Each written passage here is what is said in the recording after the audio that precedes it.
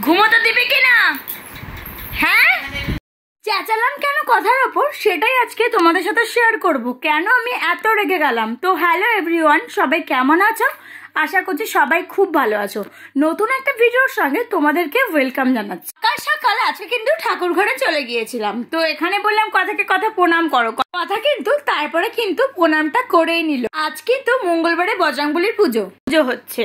তো সকালবেলা পুজো করছিল যখন আমি গিয়ে একটুখানি বসলাম, বেশ ভালোই লাগছিল, মুডটা চেঞ্জই হয়ে যায় ঠাকুর ঘরে গেলে। তোমাদেরকে আমাদের বাড়ির আরো 3টে সদস্যর সাথে আজকে পরিচয় করাবো। এই যে দেখতে পাচ্ছ, এত সুন্দর লাগছিল কি বলবো। এবার আমরা পুরীতে গিয়েছিলাম, তো সেখান থেকেই নিয়ে এসছিলাম। তো যাই হোক, আজকের ভিডিওটা কিন্তু দুদিনের ব্লগ, মানে দুদিন ধরে আমি ভিডিও করেছি, সেটাই কিন্তু এই একটা ভিডিওর মাধ্যমে তোমাদেরকে দেখালাম। তার কারণ হচ্ছে প্রথম দিনে যে ভিডিওটা ছিল এটা কিন্তু মঙ্গলবারের ছিল, তো তারপরে আমরা টাইম হয়নি, ভিডিও করার কথা মনেও ছিল না আর টাইমও ছিল না।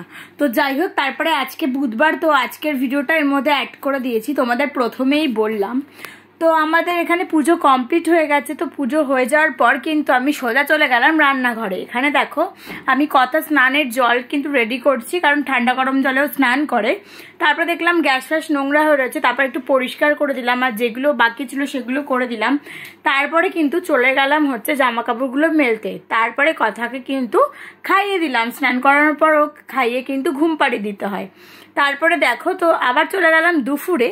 তো দুপুরে এখানে কিছু কাজ ছিল, তারপরে কিন্তু আবার খেয়ে নিলাম।